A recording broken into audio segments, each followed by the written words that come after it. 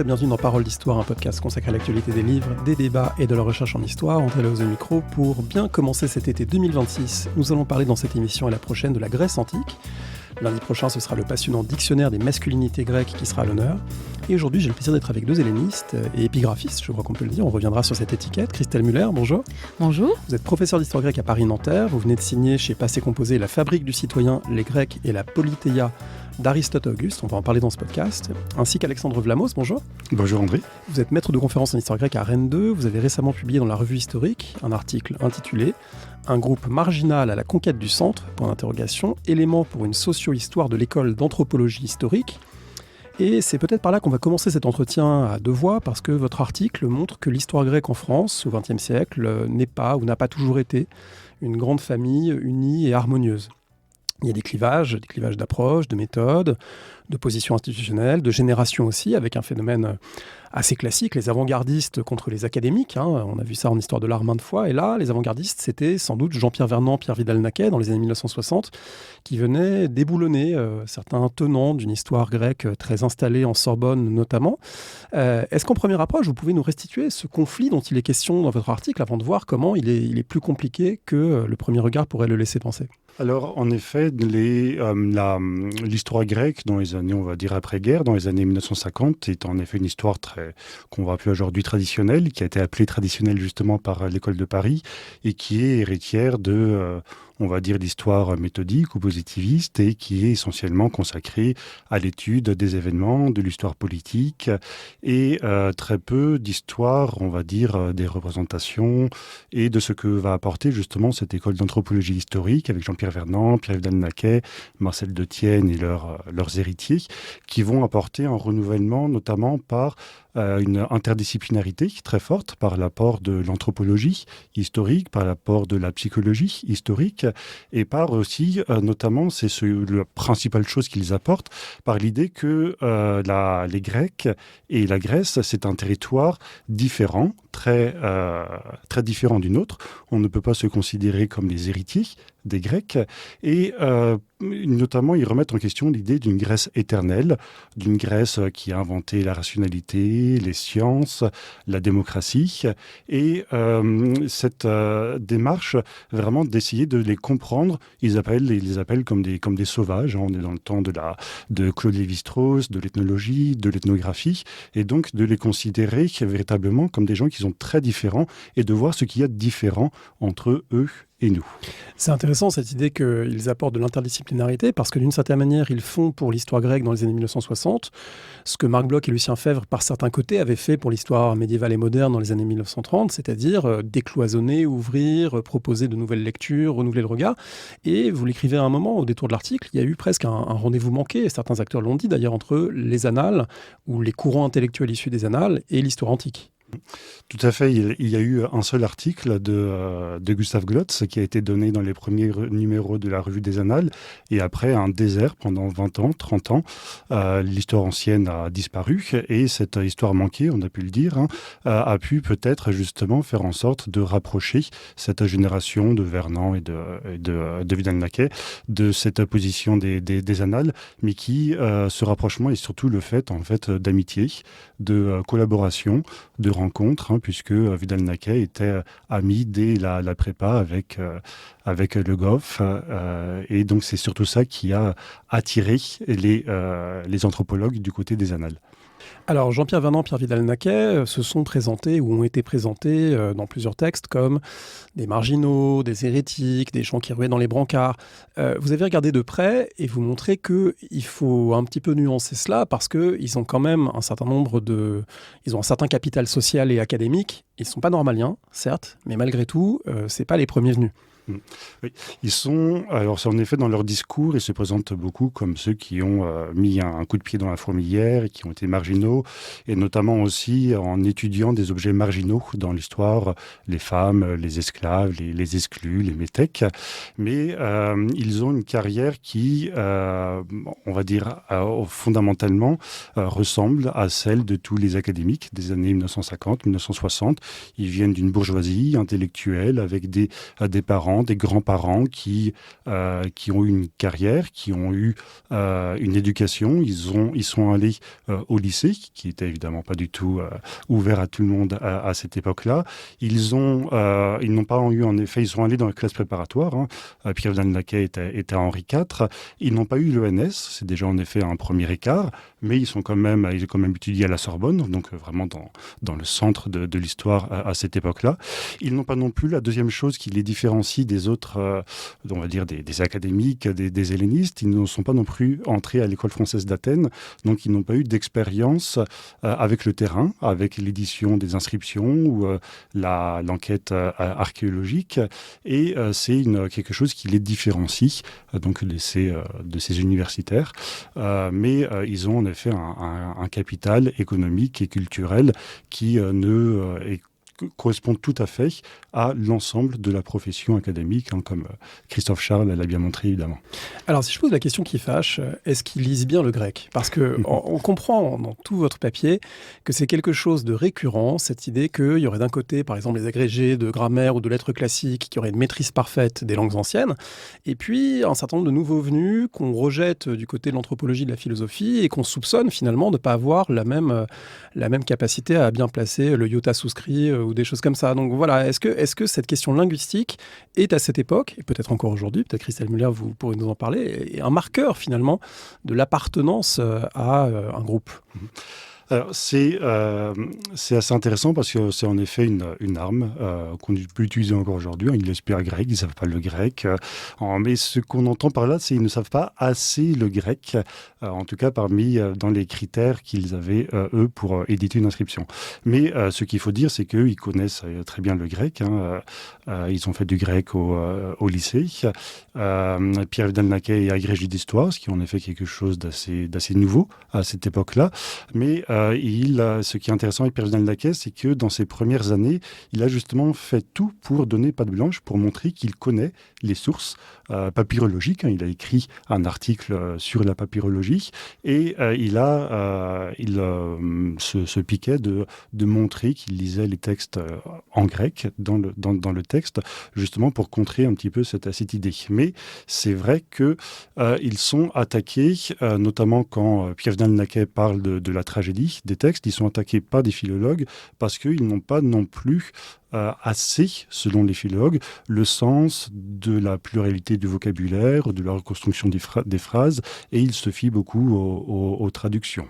On pourrait ajouter aussi que parfois ils proposent des concepts qui ne sont pas traduisibles ou qui n'ont pas leur origine dans un terme grec ancien, et pour un certain nombre de philologues qui ont leurs habitudes intellectuelles, c'est suspect finalement de plaquer du français moderne sur ce qu'ils pensent être la pureté du grec ancien. On peut dire qu'une des figures de cette philologie de l'époque, c'est Jacqueline de Romilly, par exemple. Voilà, il y a un certain écart de pratique. Christelle Müller, est-ce que c'est quelque chose qui se perpétue, cette idée que le rapport à la langue, ça, c'est un critère évidemment dans les recrutements, dans l'appréciation des travaux, dans le positionnement des collègues les uns par rapport aux autres ?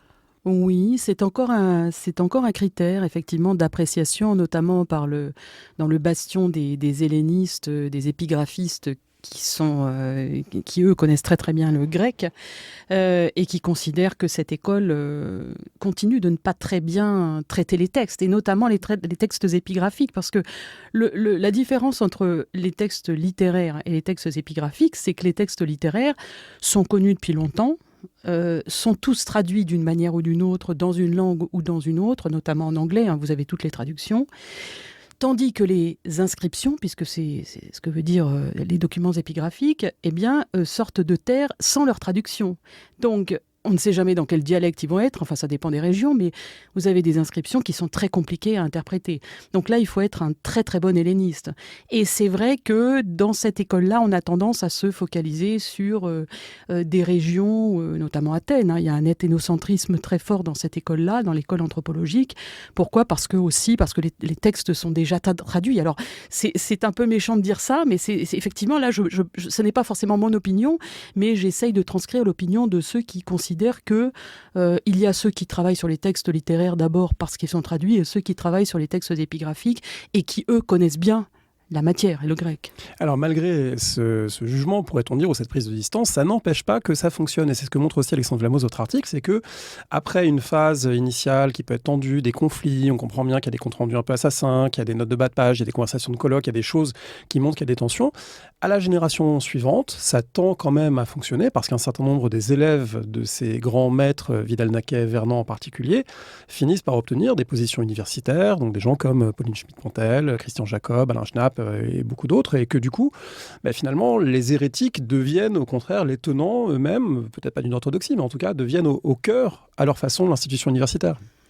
Ça, les élèves réussissent à être placés, alors avant tout par leur mérite, mais aussi beaucoup par l'activité de Pierre Vidal-Naquet, notamment, qui est celui qui réussit à placer en une grande partie ses élèves, parce qu'il connaît beaucoup de monde, il a beaucoup de contacts à l'EHESS, j'ai rappelé ses amitiés avec Jacques Le Goff, mais aussi à l'université, et c'est ça qui est très différent dans la génération des enfants du chasseur noir, pour reprendre le titre de François Doss d'un chapitre de sa biographie de Pierre Vidal-Naquet, puisque Pierre Vidal-Naquet et Jean-Pierre Vernant étaient dans des institutions un peu marginales, le HESS, le PHE, le Collège de France, et que Pierre Vidal-Naquet réussit à introduire ses étudiants à l'université.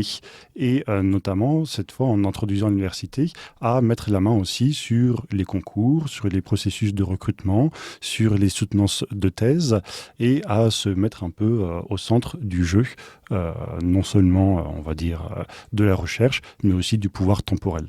Si je peux ajouter quelque chose, effectivement, moi j'appartiens à la génération, moi j'ai 60 ans, donc j'appartiens à la génération de ceux qui ont vécu la transition entre les deux camps qui ne pouvaient pas s'encadrer, il faut bien le dire, notamment donc le centre Glotz d'un côté, le centre Gernet de l'autre, avec donc, malgré tout des Glotz plutôt le monde classique conservateur épigraphiste, et Gernet, le centre Gernet qui était le champ anthropologique.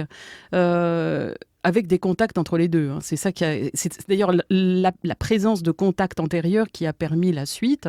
J'appartiens à la génération où les deux centres ont finalement fusionné, puisque maintenant on parle de Gernet-Glotz. Ce qui en soi, quand on sait ce qui s'est passé avant, est assez amusant.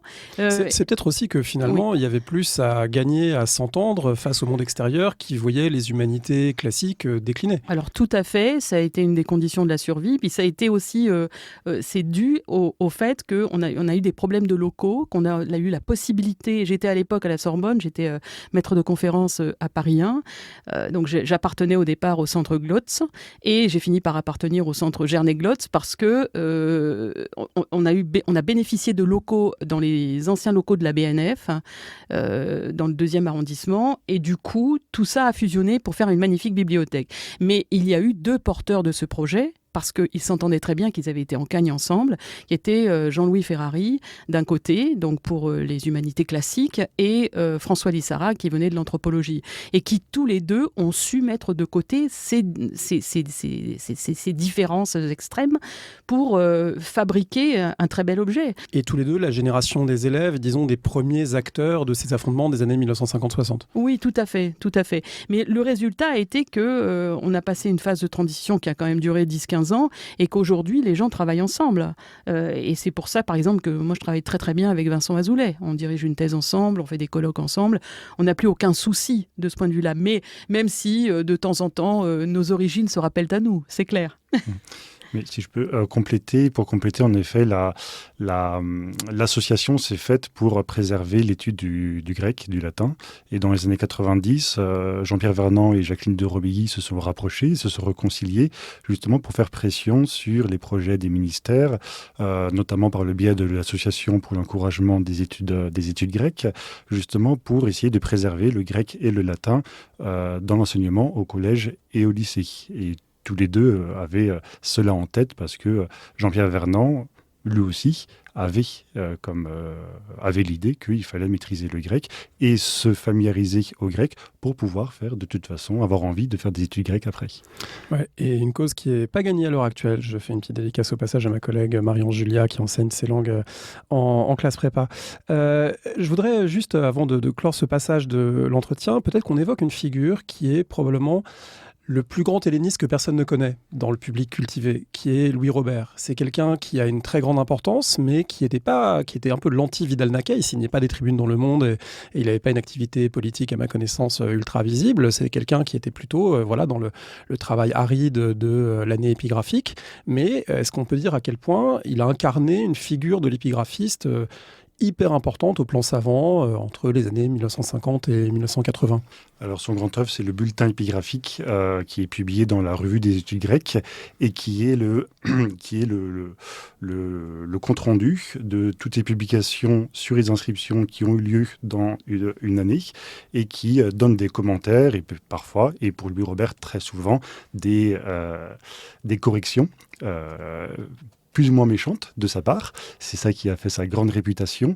Et il a eu la réputation de terroriser absolument tout le monde dans le milieu. Et tout le monde pas le détestait, mais en tout cas, il a été isolé. Hein, il a été très jeune au Collège de France. Il a une chaire à l'EPHE. Mais il n'a pas eu d'étudiants, il n'a pas eu d'élèves, même si beaucoup fréquentaient son séminaire. Mais, et d'ailleurs aussi un peu comme Bourdieu, parce qu'il n'a pas de thèse. Il n'a pas soutenu de thèse. Mais il avait beaucoup une sociabilité aussi très, très importante. Mais il n'a pas essaimé. Et tous ses efforts, justement, pour placer ses poulains, par exemple à la tête de l'école française d'Athènes, se sont soldés par des échecs parce que justement tout le monde se liguait contre lui pour empêcher ses efforts. J'aurais quelques anecdotes si vous voulez pour le faire, pour le montrer. Et avec Louis Robert, il faut mentionner sa femme, Jeanne van Severen, après Jeanne Robert, qui était au départ son étudiante et avec qui il s'est marié par la suite. Il y a un article récent de Olga Boubunel et Mathilde Gary qui revient sur son parcours parce qu'elle a pu être très souvent mise de côté, alors que Louis Robert lui-même la mettait en avant et lui redonnait son rôle, puisqu'elle écrivait le bulletin épigraphique avec lui, elle prenait des notes, elle faisait des campagnes en Grèce avec lui très souvent pour avoir une récolte épigraphique, et la plupart de leurs articles sont signés Jeanne et Louis Robert, et il tempestait quand on ne citait que Louis Robert et pas Jeanne à son Ce qui est à son honneur, parce que c'était pas si courant à cette époque. Alors, il n'a pas eu d'élèves peut-être, mais il a une descendance très puissante aussi. Hein. Le bastion épigraphique est vraiment celui qui maintient aujourd'hui la tradition en la matière, en matière de recension épigraphique, de travail de terrain. Et si quelque part il n'y a pas d'ouverture à l'anthropologie, c'est quand même là. Pas pour tout le monde, hein, mais enfin, un certain nombre de tenants du bulletin épigraphique sont des puristes. Alors, il y a quelque chose de très intéressant dans ces approches différentes qu'on a commencé à évoquer entre l'anthropologie historique, l'épigraphie, la philologie. C'est que ça correspond aussi à des clivages entre périodes d'études. Et ça a été dit de manière synthétique et assez juste, je pense, par Vincent Azoulay dans un article dans les Annales, Repenser le politique en Grèce ancienne, qui évoque finalement la cité des anthropologues, c'est plutôt la cité archaïque, celle des rituels et celle des structures mentales héritées. La cité classique, celle des philologues, des philosophes et des grands textes canoniques de Platon ou d'Hérodote. Et puis la cité des épigraphistes, c'est celle du fourmillement d'inscriptions, en particulier dans les siècles qui suivent la conquête d'Alexandre, la cité donc d'époque hellénistique. Donc c'est intéressant que jusqu'à une période relativement récente, est-ce qu'on pouvait vraiment parler de partage des rôles et de partage des périodes de cette façon-là ? Oui, tout à fait. Et vous avez cité ce très bel article de Vincent qui aujourd'hui est beaucoup utilisé pour définir les écoles en histoire grecque. Effectivement, l'histoire de l'époque hellénistique, alors je rappelle que l'époque hellénistique va sur le plan académique de 323, mort d'Alexandre, à 27, qui est le partage des provinces et l'arrivée au pouvoir d'Auguste. Cette époque est connue d'abord et avant tout par les inscriptions. C'est le grand âge des inscriptions. Les inscriptions se multiplient, les documents épigraphiques se multiplient à partir de la deuxième moitié du IVe siècle et ensuite jusqu'à la fin de l'époque impériale. Hein. Donc ça ne s'arrête pas à 27 évidemment. Et sans les inscriptions, on ne connaîtrait pas aussi bien les cités de l'époque hellénistique qui sont très nombreuses.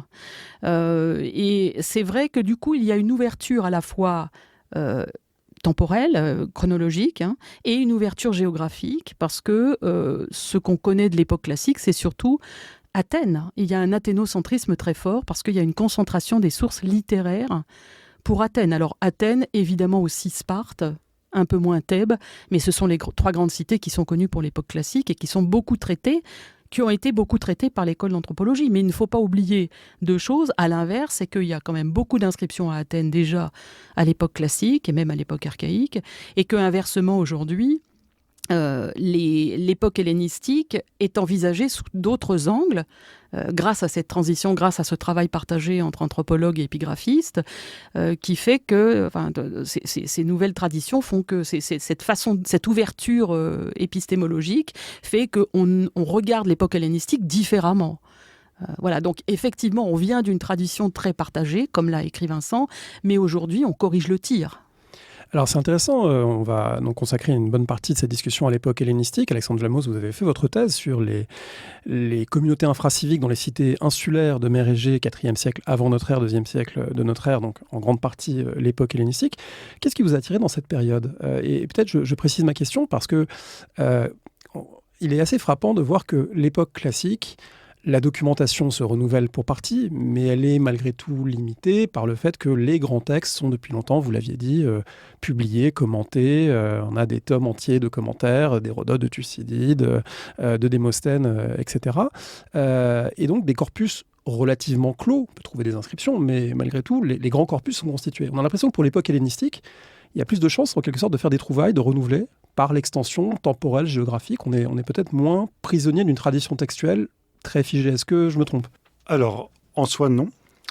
Mais parfois, il y a aussi des grandes traditions qui remontent aux interprétations, aux grandes autorités dans le milieu épigraphique que l'on peut avoir depuis plus d'un siècle, qui peuvent parfois figer. Et on a un peu la même... parce que dans les textes aussi, on a beaucoup de renouvellement aussi, de lecture. On trouve toujours des nouvelles choses en fonction des problèmes que l'on pose au texte. Mais pour les inscriptions, pareil aussi, pour des inscriptions qui sont très bien connues, très bien étudiées depuis un siècle et demi, parce que la récolte des inscriptions, on en a depuis 5 siècles. Et depuis le 19e siècle, il y a des grandes inscriptions qui ont fourni des commentaires qui sont extrêmement fondamentaux. Parfois, on oublie même les premiers commentateurs du 19e siècle, alors qu'on répète où on a l'impression de redécouvrir ce qu'ils ont en fait déjà dit. Mais en effet, l'apport de nouveaux textes est quelque chose à la fois d'excitant, puisqu'on va avoir des nouvelles institutions, des nouvelles pratiques, des nouvelles cités qui peuvent s'éclairer, mais aussi parfois un peu inquiétant, de simple point de vue d'un doctorant, toujours avoir l'idée que quelque chose peut apparaître en fin de sa thèse qui va complètement remettre en question, qui va complètement faire exploser ce sur quoi on travaille. C'est parfois un peu inquiétant et un peu stressant. Qu'est-ce qui vous avait amené à ce sujet de thèse sur les cités insulaires d'Égée ? Alors c'est avant tout en dialogue avec Christelle Muller. Voilà, donc on spoil, c'était votre directrice de thèse. C'était ma directrice de thèse. Et en effet, au départ, j'étais pas voué pas voué à l'époque hellénistique. Parce qu'au départ, j'ai commencé à travailler sur l'époque archaïque et à partir des inscriptions. Et je me suis dit qu'en fait, il n'y avait pas assez de texte. Parce que pour la plupart des inscriptions de l'époque archaïque, on a 2-3 lignes de texte et c'est tout. Alors qu'en arrivant au séminaire d'épigraphie que Christelle Muller donnait à l'ENS de la rue d'Ulm, on avait des grands décrets d'une 50aine de lignes qu'on détricotait ligne à ligne, qu'on pressait comme un citron et qui faisaient apparaître justement plein de questions, mais aussi d'incertitudes. Et on essayait de restituer un petit peu comment est-ce que ça se passait concrètement. On mettait beaucoup d'imagination pour essayer de savoir comment tout le processus de décision, qu'est-ce qui avait pu se passer également pour en arriver au vote d'un décret honorifique, par exemple. Après, le paradoxe, c'est que j'en suis maintenant à étudier notamment des inscriptions funéraires où il y a juste un seul nom. Donc, je suis revenu un peu... Est-ce parce que tu as fait beaucoup de progrès depuis ? Tu es parfaitement capable d'utiliser tous les types d'inscriptions et c'est vrai que les funéraires ne sont pas forcément les plus faciles, contrairement à ce qu'on pourrait penser.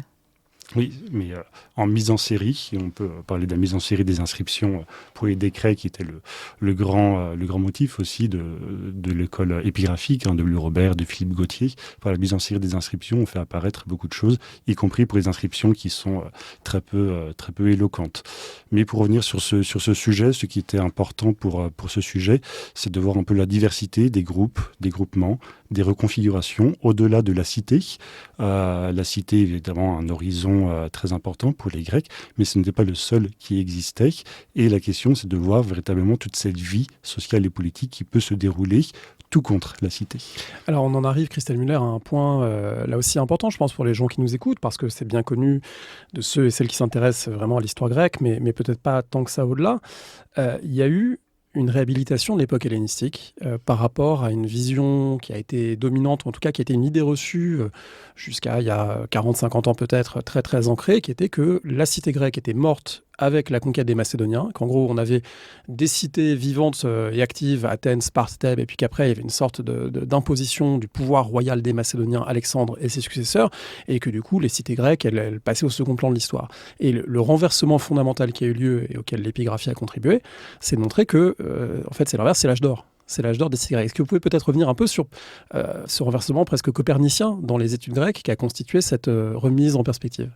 Alors tout à fait, et on doit à Louis Robert cette phrase magique que prononce tout historien de l'époque hellénistique avant d'écrire un papier, un article, un ouvrage. Donc c'est presque un rituel, on fait une libation et on prononce cette phrase. C'est une sorte de mantra qui consiste à dire la cité grecque n'est pas morte à Chéronée. Ce qu'on oublie, c'est que dans la suite de la phrase, il ajoutait ni dans tout le cours de l'époque hellénistique. Voilà, Chéronée, c'est la bataille en 338 qui est la grande défaite athénienne et les alliés d'Athènes contre les Macédoniens. Très bien, voilà, effectivement. Alors, effectivement, et la grande époque des cités, c'est le IIIe siècle. C'est vraiment le moment où l'efflorescence des cités, on va dire, c'est la fin 4e jusqu'au 3e siècle. Alors, toute la question est de savoir jusqu'où il faut aller et comment partager maintenant l'époque hellénistique. Donc, une nouvelle doxa qui a été celle de Louis Robert, puis celle de Philippe Gautier, qui n'était pas un de ses élèves, mais qui a été un de ses successeurs, des diadoques, puis maintenant il y a des épigones. Donc, tous les successeurs de Louis Robert, effectivement, distinguent une haute époque hellénistique, qui est une époque d'efflorescence pour les cités, de très grand épanouissement, d'une basse époque hellénistique, qui en gros, alors, la basse époque hellénistique, elle a plusieurs commencements, quelque part entre 200 et 150, et elle signe, je dirais pas le début de la fin, mais enfin, on ne sait jamais très bien quand est la fin. C'est-à-dire que la fin est toujours repoussée. Avant, c'était 338, ensuite, ça a été 192, puis 188, puis 146, puis 80. Enfin bref, on n'arrête pas de voir la fin de l'époque hellénistique. Mais en tout cas, il y a une différence entre la haute et la basse époque hellénistique. La haute époque hellénistique étant marquée par la présence des rois hellénistiques, les Séleucides, les Attalides, les Lagides, et les Antigonides, évidemment, les successeurs d'Alexandre. Et puis une basse époque hellénistique qui est marquée par la présence romaine, puisque les légions romaines débarquent en 229 en Illyrie, et ensuite, effectivement, commence la progression de l'Imperium Romanum. Votre livre montre ce foisonnement de l'époque hellénistique et de ses cités. Il s'intitule « La fabrique du citoyen, les Grecs et la Politeia d'Aristote à Auguste ». Alors il faut que vous nous fassiez un petit cours de grec pour nous dire ce que veut dire Politeia, même si après 330 pages, il reste des ambiguïtés en vous lisant. Mais bon, on a quand même mieux cerné ce que ça pouvait vouloir dire.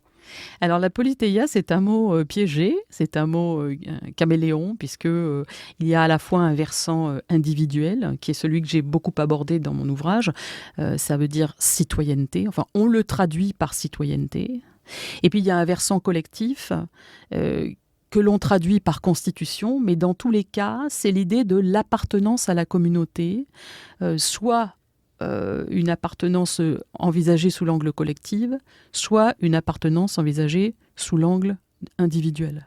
Mais c'est un seul concept, la politeia. Et du coup, l'enquête, est-ce qu'elle est partie d'Aristote? Parce qu'Aristote est une figure incontournable pour réfléchir à ces deux dimensions de la politeia, qui est citoyen, qui ne l'est pas, comment fonctionne une cité, qu'est-ce qu'une cité idéale, etc. Il a énormément écrit là-dessus, lui et ses élèves. Est-ce que c'est plutôt parti d'Aristote ou est-ce que c'est plutôt parti de tous vos dossiers épigraphiques dans vos disques durs et registres où vous vous êtes dit, il faut pouvoir ordonner ça et proposer une synthèse? Quel a été le moteur à l'origine de l'écriture de ce livre? Je suppose que le moteur a quand même été d'abord épigraphique, puisque je suis épigraphiste de formation.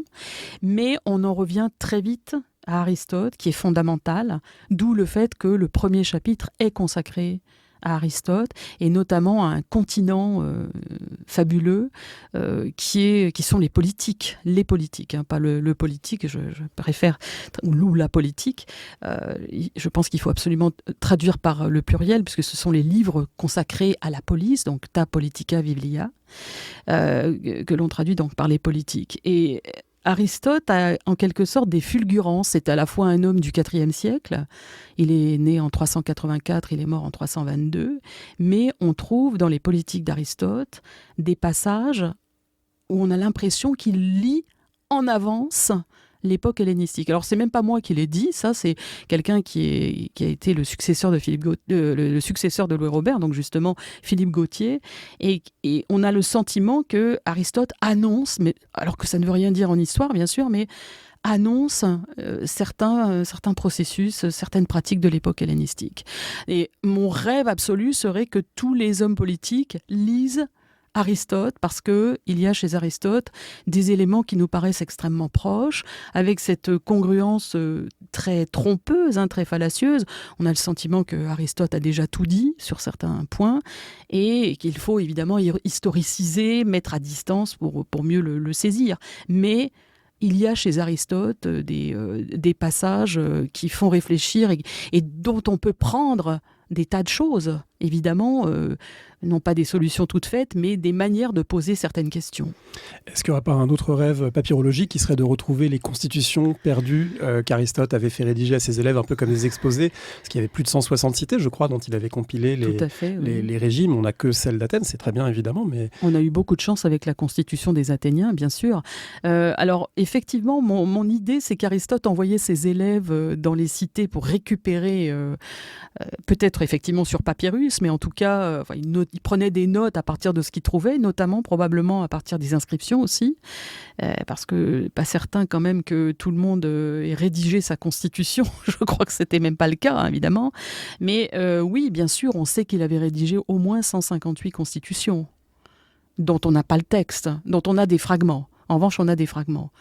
Alors justement, fragments, c'est une histoire fragmentaire que vous proposez parce que vous ne faites pas un récit chronologique de l'évolution de la citoyenneté à l'époque hellénistique, c'est plutôt un assemblage de fragments épigraphiques pour raconter des histoires et surtout pour raconter des processus, avec une idée qui est au cœur du livre. On ne naît pas citoyen, on le devient, donc on transpose Simone de Beauvoir en quelque sorte dans l'Antiquité grecque, pour montrer que la citoyenneté est fort différente de ce que peuvent connaître les États contemporains avec un État civil, même si dans les États contemporains aussi il y a des changements de statut, il y a des preuves à fournir. Mais disons que dans le monde grec, c'est un processus toujours recommencé pour savoir qui a des droits, qui n'en a pas, lesquels, pourquoi, avec quels témoins, avec quels gens capables de dire cette personne est aujourd'hui à l'Assemblée, qu'est-ce qui nous dit qu'elle a bien le droit d'être là et de voter? Et il y a plusieurs affaires comme ça. On se rend compte que les Grecs anciens, parfois, étaient inquiets de la transgression des limites du corps citoyen et se demandaient est-ce que cette personne a bien sa place parmi nous? Et comment on peut le savoir? Alors, pour répondre d'abord sur la question de la fragmentation, la plupart des histoires hellénistiques ou du monde hellénistique sont fondées sur un narratif qui prend d'abord les rois, on va dire à partir de la fin du IVe siècle, après Alexandre, et qui va jusqu'aux Romains. Donc là, on est capable de produire un récit. Et puis, au roi succèdent les Romains, et donc il y a un nouveau narratif qui, souvent d'ailleurs, est un narratif vu de Rome. Donc c'est la Grèce avant la conquête romaine et puis pendant la conquête romaine. Alors, quand vous prenez le point de vue des cités, les choses changent complètement puisque vous n'avez plus de narratif. Vous avez évidemment des micro-histoires. Les cités racontent parfois leurs histoires dans les décrets. Il peut y avoir des historiens locaux conservés par fragments. Et donc, la situation devient kaléidoscopique sur le plan des sources. Et effectivement, donc, on ne peut pas écrire une histoire continue de la citoyenneté. Et donc, c'est une histoire nécessairement à trous. Alors, maintenant, ce qu'est la citoyenneté, comment on devient citoyen, effectivement, c'est complexe. C'est-à-dire qu'il y a deux grands critères. Il y en a un que Aristote préfère à l'autre, et c'est celui de la participation. Il y a un deuxième critère qui, en réalité, est premier dans l'ordre logique, qui est le critère de la naissance. Donc, vous êtes citoyen parce que vous avez un père ou un père et une mère citoyens. Ça dépend des époques, ça dépend des cités. Bon. En général, pour l'époque qui m'intéresse, c'est plutôt 2 parents citoyens, même s'il y a une sorte d'ouverture à partir de la basse époque hellénistique. En particulier, on le voit un petit peu à Athènes. Ça, c'est une chose. Mais ça ne suffit pas. Ça ne suffit pas parce que même s'il y a des enregistrements, il n'y a pas d'état civil, on parle d'état civique. Il y a des poches d'enregistrement, des listes de ceci, des listes de cela, mais il n'y a pas d'état civil complet. C'est quelque chose qui est complètement anachronique pour le coup. Donc, il faut faire la preuve de sa citoyenneté et il faut que les parents prouvent la citoyenneté en permanence. Donc, ça commence à la naissance et les rituels sont fondamentaux. À tous les stades de la reconnaissance, de l'identité, de la fabrication de l'identité, les rituels sont fondamentaux. Il y a d'abord des rituels à l'intérieur de la maison, de l'oikos, où le père joue un rôle essentiel.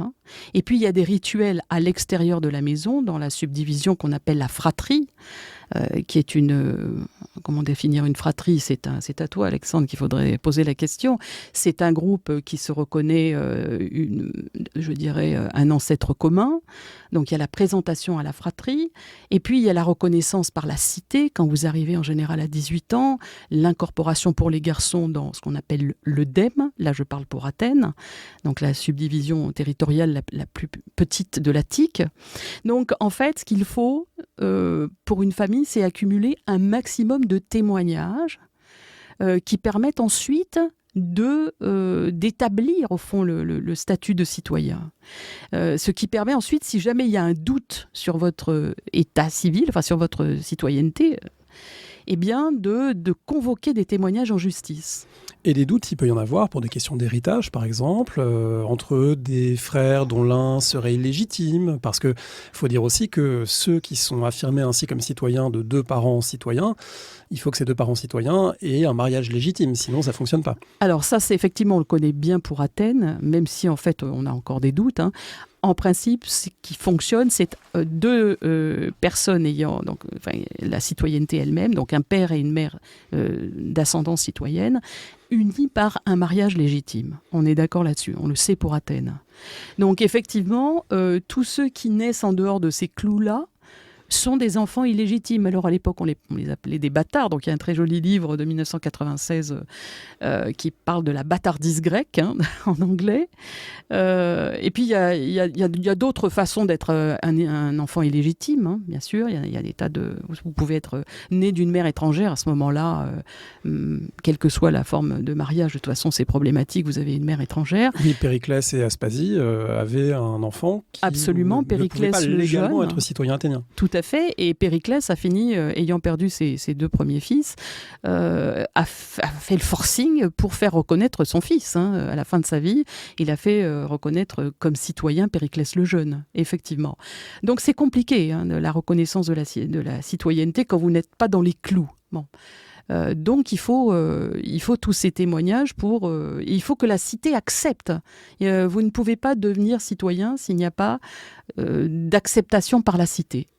Il y a quelque chose de très intéressant à un moment du livre, c'est qu'à côté de cette attention, ces critères, cette volonté de témoigner, de fixer, d'être sûr, d'avoir des certitudes, il y a en même temps pas de visibilité dans le vêtement, dans l'iconographie. Et il y a même un passage fameux du pseudo-Xénophon qui dit à Athènes, de toute façon, c'est dégoûtant, c'est une cité démocratique, on ne peut pas reconnaître les citoyens, les pauvres, les esclaves, tout ça c'est mélangé, on ne peut pas les voir au premier coup d'œil. Donc il y a un peu un paradoxe, la citoyenneté c'est un attribut très important, et pourtant ça ne se voit pas, ou en tout cas les inscriptions et l'iconographie tendent à montrer que ça ne se voit pas au premier coup d'œil. Effectivement, c'est un des grands paradoxes. Ça dépend des cités quand même, mais c'est très différent de ce qui se passe à Rome, où l'habitus vestimentaire traduit le statut. Ce n'est pas le cas dans les cités grecques, a priori. Alors, dans les petites cités, les petites et moyennes cités, vous n'avez pas besoin d'habitus vestimentaire, parce que tout le monde se connaît. Ce sont des sociétés qu'on appelle des sociétés de face à face. Pour les grandes cités comme Athènes, effectivement, il y a cette idée que vous pouvez passer inaperçu. Et donc, la fraude au statut est certainement beaucoup plus présente.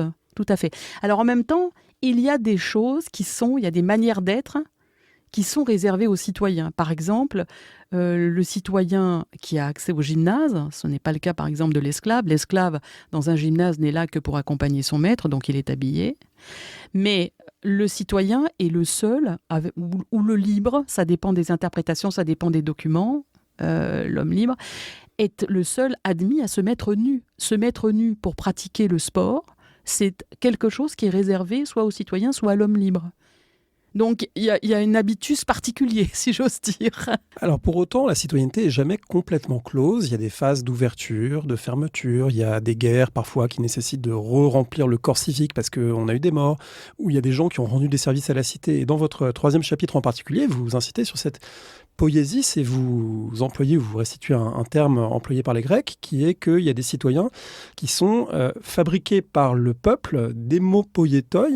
Voilà, le peuple les a fabriqués, autrement dit, la communauté a accepté d'intégrer quelqu'un d'autre. Comment ça se passe, cette poiesis, cette fabrique, pour que quelqu'un devienne citoyen? Alors d'abord, le premier principe qui est fondamental, c'est qu'on n'entre pas dans un corps civique grec sans l'assentiment du peuple. On ne peut pas se reposer sur une personne individuelle qui vous ferait entrer dans le corps civique. Et ça, c'est très différent de Rome, par exemple. Tout à fait. Alors, il y a bien sûr des aménagements à Rome, mais c'est beaucoup plus facile, d'une certaine manière, d'avoir la citoyenneté à Rome que d'avoir la citoyenneté dans un corps civique grec, effectivement. Donc, il faut une décision, et c'est très encadré. C'est très encadré. Il y a des manières individuelles d'obtenir la citoyenneté, des octrois individuels de citoyenneté, notamment pour ceux qu'on appelle les bienfaiteurs, les évergètes, qui, pour leur mérite, sont admis comme démopoietoi, sont admis dans un corps civique, obtiennent la politeia. Il y a aussi des octrois collectifs, même si leur réalisation est individuelle, les octrois sont collectifs. Par exemple, des politographies. Alors une politographie, c'est un enregistrement de citoyens. Il peut y avoir des politographies massives quand vous avez des phénomènes d'oligantropie. J'emploie beaucoup de mots barbares, je suis vraiment désolée. Et le phénomène de l'oligantropie, c'est l'idée qu'on manque d'hommes, mais pas de n'importe quels hommes. On manque de personnes, on manque de citoyens. Donc les corps civiques peuvent se dépeupler. C'est le cas de Sparte, qui n'a connu que cela entre, je dirais, Hérodote et les guerres médiques et puis le milieu du IIIe siècle. Ça a été un long décrescendo, au point que en 244, vous n'avez plus que 700 citoyens spartiates. Donc il est urgent de repeupler la cité de Sparte avec des citoyens. Donc on fabrique des citoyens avec des étrangers et même avec des esclaves à l'époque de Nabis. C'est parfaitement possible. Et puis, il y a d'autres processus encore qui sont plus complexes, qui sont propres à la Grèce, que nous ne connaissons pas forcément. Par exemple, les échanges de citoyenneté entre deux cités, ce qu'on appelle des isopolities. Isos, ça veut dire égal. Donc, deux cités se mettent d'accord pour dire le citoyen de la cité X sera citoyen dans la cité Y et réciproquement. Et puis, vous avez un troisième processus que nous connaissons un peu mieux, que nous pouvons transposer dans le monde contemporain, qui est celui de la sympolitie, la sympoliteia, qui est la citoyenneté partagée, que l'on conçoit soit entre deux ou plusieurs cités, qui fabriquent un corps civique, un seul corps civique, soit que l'on conçoit dans des confédérations, des koinas, comme on dit, un peu comme la citoyenneté européenne, comme l'Union européenne, où vous avez une citoyenneté à étages. Vous avez une citoyenneté locale et une citoyenneté fédérale. Il y a un cas encore plus spécifique qui n'est pas sans évoquer certains points du monde contemporain. On sait que Donald Trump vend une carte en or qui permet de devenir résident ou citoyen américain pour $1 million. Bon, il y a un peu l'équivalent à Athènes à la fin de la période hellénistique. Alors, tout à fait. Enfin, Athènes est un exemple, si j'ose dire, très marginal pour le coup, même si je l'ai évoqué à propos d'Auguste.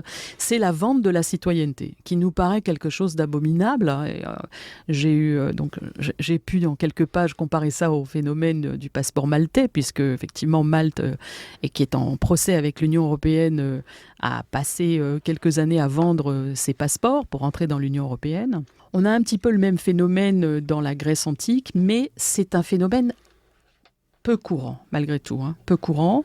Alors c'est intéressant au passage peu courant, parce que ça veut dire que dans cette moisson épigraphique, il faut souvent raisonner en termes de cas, de régularité, d'exceptionnalité, avec évidemment tous les problèmes que ça pose, parce que qu'est-ce qui nous dit qu'un décret qu'on trouve est représentatif d'une pratique courante, ou au contraire, est-ce que c'est une exception totale, quelqu'un qui a acheté telle citoyenneté, etc.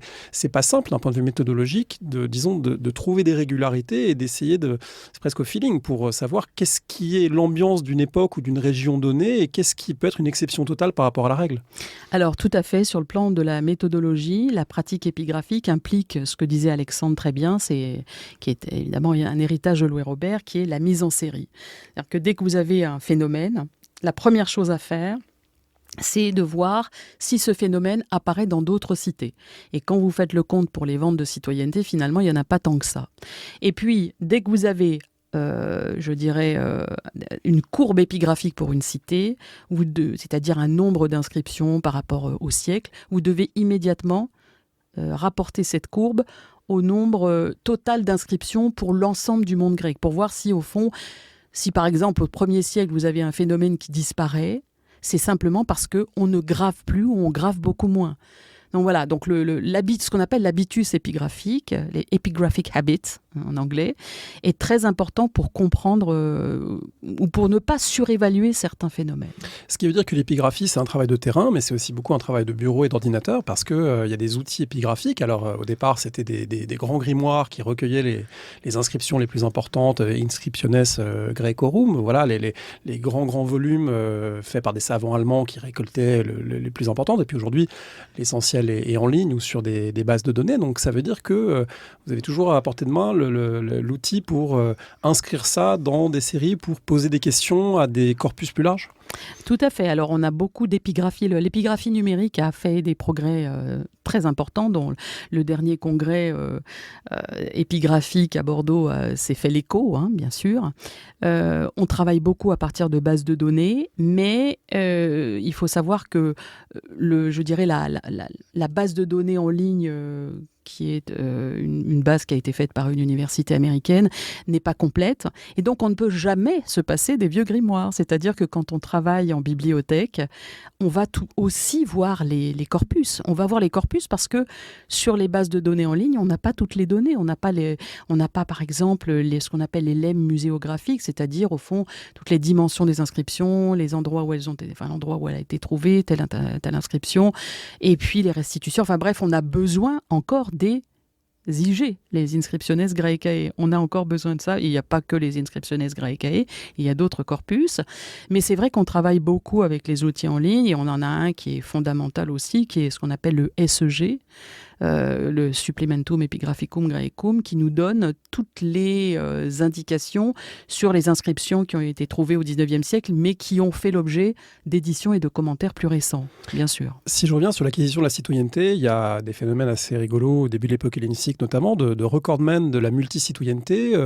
Quelqu'un, je crois que c'est Nicomédès de Cos, peut-être je n'ai pas bien noté son nom, si c'est ça, qui est un proche d'un des diadoques et qui, du coup, il a une trentaine de cités qu'il reconnaissent, qu'il honore, qu'il reconnaissent comme citoyens. Et donc, du coup, c'est presque une collection de médailles, finalement, d'être multicitoyen. Alors, ça, c'est un exemple peut-être extrême des élites politiques et sociales, mais est-ce qu'on pouvait être citoyen de plusieurs cités à la fois et est-ce qu'on pouvait rechercher ça ? Alors oui, bien sûr, il y a les collectionneurs, et ça commence même avant, en fait, au IVe siècle aussi, même si ça n'est pas forcément gravé. Toute la question, c'est de savoir comment pratiquer une multicitoyenneté. C'est-à-dire que quand vous êtes citoyen d'une cité béotienne, comment vous faites si on vous donne une citoyenneté, une politéia en Asie mineure ? Vous ne pouvez pas prendre le bateau pour aller voter. Donc, il y a des problèmes de pratique qui se posent. Je dirais que le partage réel des citoyennetés, on le voit surtout, la mise en pratique de la multicitoyenneté, on la voit surtout à l'époque impériale. Mais on a quand même des traces de ces gens qui vont d'une cité à l'autre et qui du coup s'y installent. Alors toute la question, c'est de savoir ce que devient la citoyenneté initiale dans ces cas-là. Et j'ai proposé l'idée que la citoyenneté première était mise en sommeil. On ne perd pas sa citoyenneté. Ça, je ne vois pas comment on pourrait perdre sa citoyenneté, parce que pour perdre sa citoyenneté, il faudrait une décision de la cité qui dit « Toi, tu n'as plus le droit d'être citoyen chez nous ». Mais si on déménage et qu'on va s'installer ailleurs et qu'on paye ses impôts ailleurs, ça c'est très important, il y a la résidence et il y a les impôts et il y a l'enregistrement sur les listes de citoyens dans la cité d'accueil, à ce moment-là, oui, on peut exercer une autre citoyenneté. Mais la multiplicité des cités, il ne faut pas oublier que les cités sont au moins 1000, certainement plus à l'époque hellénistique, fait que ce n'est pas toujours facile de pratiquer la multicitoyenneté. Autre différence au passage avec les pratiques et les conceptions romaines, puisque vous citez notamment l'exemple d'Atticus, l'ami de Cicéron, qui a résidé longtemps à Athènes et qui n'a pas, semble-t-il, voulu devenir citoyen athénien, de peur de perdre la citoyenneté romaine, parce que là, pour le coup, pour Rome, c'est un enjeu qui ne serait pas le même que dans une cité grecque.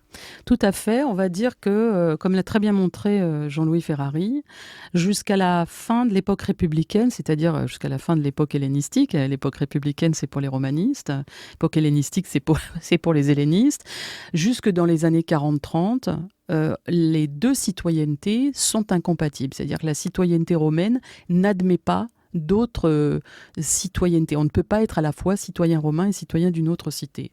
Et puis à un moment, et évidemment sous l'Empire, c'est comme ça que ça se développe, la citoyenneté romaine devient la citoyenneté globale. Vous avez le droit d'avoir la citoyenneté romaine. Et puis vous avez des citoyennetés locales. Et il y a une harmonie, si j'ose dire, entre la cité locale et puis la grande citoyenneté, qui vient aussi dans des conceptions qui sont des conceptions stoïciennes, qui sont développées par exemple chez Cicéron. On le voit très bien chez Cicéron. Donc Atticus, à qui la cité d'Athènes voulait donner sa politeia, eh bien, a dû la refuser sous peine de devoir renoncer à la citoyenneté romaine. Alors, il y a beaucoup d'autres choses dans le livre, et on ne pourra pas tout dire, et j'espère donner envie aux gens d'aller le voir, en particulier sur toute la question de la citoyenneté féminine, qui fait l'objet d'un chapitre. Il y a un chapitre sur lequel je voudrais quand même vous poser une question, parce que je trouve que c'est très intéressant de rappeler que ce sont des époques, et l'époque hellénistique en particulier, elle est quand même assez mouvementée. Il y a régulièrement des coups d'État, des guerres, des interventions, des incertitudes politiques, ce qui fait que pas mal de gens peuvent être en danger de perdre leur statut, parce qu'un roi macédonien impose une garnison, restreint le corps civique, parce qu'il y a une guerre, on tombe sous l'orbite d'une autre puissance voisine, etc.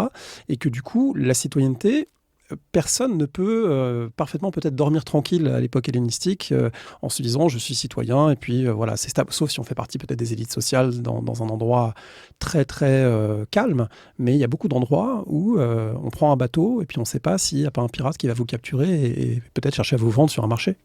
Alors effectivement, c'est une période agitée, mais les périodes précédentes le sont aussi. On n'a pas forcément toujours les témoignages pour savoir ce qui se passe, mais on peut perdre sa citoyenneté. C'est quelque chose de fragile, la citoyenneté, et je crois que c'est une des grandes leçons qu'on peut tirer pour l'époque contemporaine. Non seulement c'est pas facile de l'acquérir, mais en plus, quand on l'a, eh bien, on peut la perdre. On peut la perdre, vous l'avez dit, parce que, par exemple, on fait un voyage un peu compliqué. On a une trace chez Démosthène, donc on est au IVe siècle. Un citoyen athénien qui, cherchant ses esclaves, eh bien, est tombé aux mains de pirates. Et à partir de là, il y a tout le problème de la dégradation. C'est-à-dire que si vous n'êtes pas protégé par un accord entre votre cité et la cité dans laquelle vous êtes pris, en quelque sorte, eh bien, à ce moment-là, eh bien, vous pouvez parfaitement, si vous êtes capturé par un pirate, être vendu sur un marché d'esclaves. Et là, c'est très compliqué. Et vous vous retrouvez dans une sorte de situation intermédiaire. Vous n'êtes pas vraiment esclave, parce que finalement, auparavant, vous n'étiez pas esclave. Mais si la situation se prolonge, vous pouvez éventuellement être revendu, et à ce moment-là, vous êtes vraiment esclave. Mais vous pouvez aussi vous racheter ou être racheté et revenir recouvrer votre citoyenneté d'origine. Donc la citoyenneté est un processus fragile. Et puis, alors, il y a autre chose. Effectivement, dans les périodes agitées, vous avez régulièrement des expulsions de citoyens, des gens qui sont exilés. On a l'histoire des Samiens au IVe siècle, mais on a bien d'autres exils pendant toute l'époque hellénistique. Et tout le problème de ces exilés, c'est de savoir comment exercer une politeia à l'extérieur de ses propres murs, et de savoir comment rentrer chez soi. Alors, on balance entre les exils et puis les retours d'exil pendant toute l'époque. Puis alors, il y a d'autres façons, il y a des éléments judiciaires aussi là qui peuvent intervenir.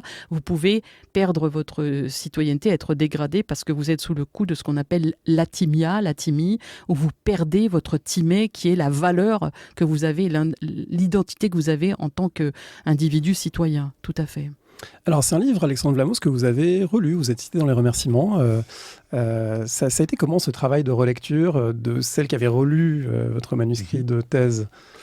C'était assez plaisant, mais ce qui est drôle aussi, c'est que ce livre, j'en entends parler depuis que je connais Christelle, je crois, quand j'étais en master. C'est une longue gestation, mais du coup, en le lisant, je retrouvais des choses qui, pour moi, en fait, étaient une évidence, parce que j'entends Christelle en parler depuis longtemps.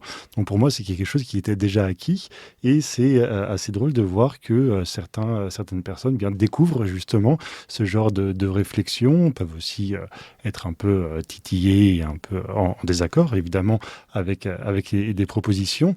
Mais il y a un peu parfois, je me disais, mais quoi de neuf? Et en fait, en prenant un peu de recul, je découvre qu'il y a évidemment du neuf, mais j'ai tellement incorporé ça que je le vois avec les yeux de quelqu'un qui a été longuement frotté à ce genre d'idées.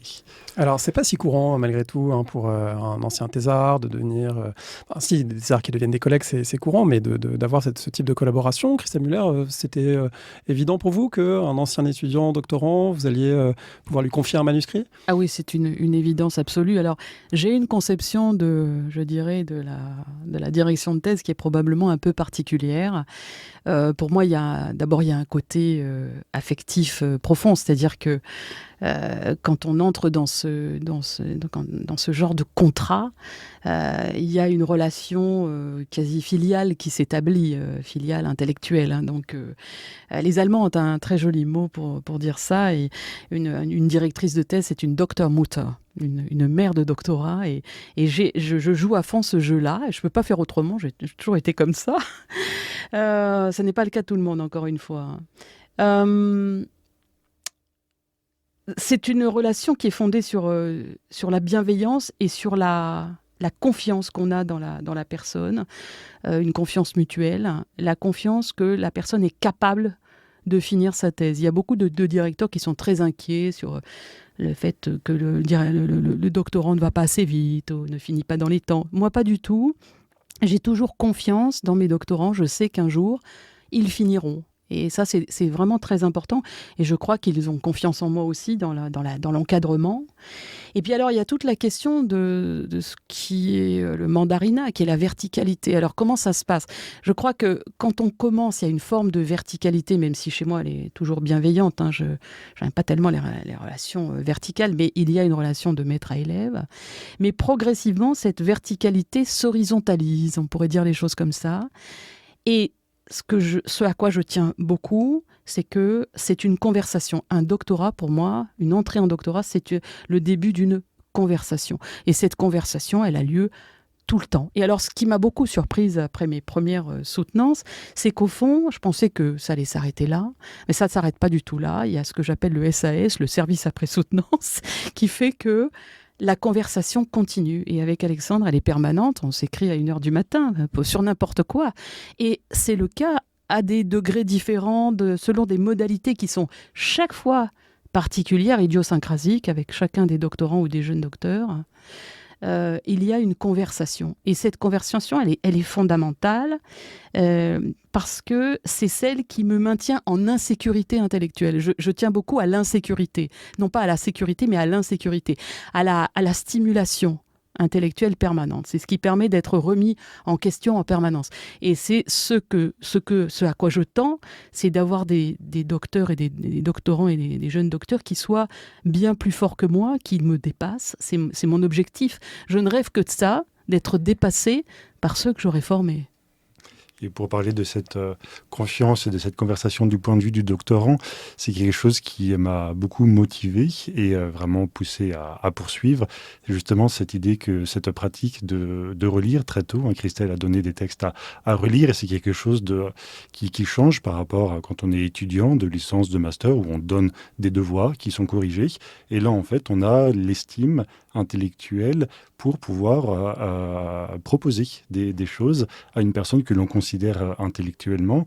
Et c'est vrai que c'est assez satisfaisant de voir que des propositions sont ensuite intégrées dans la modification des textes. Et c'est quelque chose qui donne beaucoup de confiance et d'estime en soi. Peut-être que ça nous permet de boucler la boucle avec l'école de Paris, parce qu'à leur façon, ils envisageaient aussi l'histoire grecque comme une filia et comme un rendez-vous un peu enchanté de gens qui étaient animés de la même passion pour le savoir, l'histoire et ils en parlent avec émotion quand ils parlent des réunions du Centre Gernet au début et de la façon dont ça s'est constitué. Donc je pense que c'est un bon rappel. On vit une époque où parfois on est très désenchanté sur le monde universitaire, on a un certain nombre de raisons de l'être, mais il faut rappeler aussi, c'est bien, que le monde universitaire, il peut aussi avoir ces réjouissances-là de l'échange intellectuel qui se passe bien. Et si je peux en ajouter quelque chose, j'espère qu'à Nanterre, nous avons pu construire ça et que ce petit paradis, cette abbaye de Thélème qu'est Nanterre, poursuivra son existence. Alors merci beaucoup. Je vais donc rappeler les titres de vos textes. Alexandre Vlamos, l'article s'intitule « Un groupe marginal à la conquête du centre, élément pour une socio-histoire de l'école d'anthropologie historique » dans la revue historique en 2025 et on mettra les références sur le site de Parole Histoire. Christelle Muller, La fabrique du citoyen, les Grecs et la Politeia d'Aristote à Auguste, paru en 2026. Est-ce que pour terminer, je peux vous demander à vous deux un conseil de lecture que vous voudriez partager à ce micro? Je vais donner le mien parce que c'est cette façon d'écrire si différente entre les anthropologues et les épigraphistes.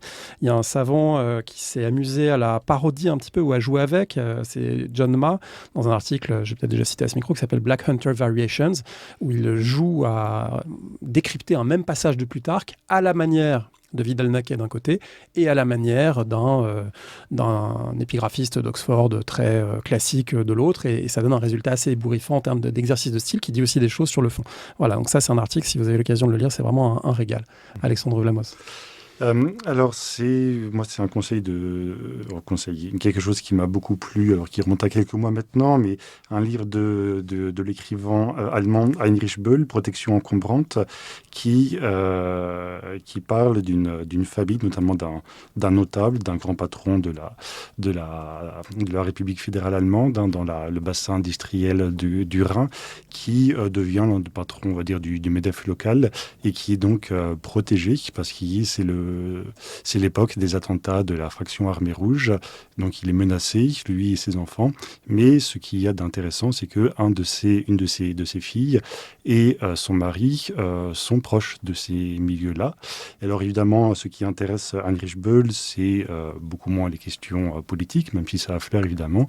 Évidemment, c'est toute sa psychologie des personnages, comment est-ce qu'on vit de l'intérieur dans le souci d'un père de famille, mais aussi d'un père de famille qui aime ses enfants. La gestion de la famille, la protection des enfants dans ces moments d'instabilité où on peut perdre sa citoyenneté et sa vie. Christelle Muller. Moi, je vais vous renvoyer aux politiques d'Aristote. Je pense que je suis une obsessionnelle d'Aristote. C'est l'auteur que j'aurais aimé rencontrer si on m'avait donné 24 heures avec un homme de l'Antiquité ou une femme de l'Antiquité. Il faut relire les politiques, en particulier dans la traduction de Pierre Pellegrin qui est paru en Garnier-Flammarion. On y trouvera de quoi se sustenter intellectuellement sans cesse. Enfin, c'est quelque chose qu'il faut lire et relire. Merci beaucoup. Merci d'avoir écouté l'émission. Rendez-vous sur le site parolehistoire.fr pour retrouver l'intégralité des épisodes et des séries thématiques. Rendez-vous également une semaine sur deux le vendredi avec Alexandre Jublin sur le fil du collimateur pour le podcast L'histoire de la guerre et des conflits armés, le fil de l'épée. N'hésitez pas à laisser une note ou un commentaire sur le podcast, notamment sur iTunes ou Spotify. Et à bientôt pour un nouvel épisode.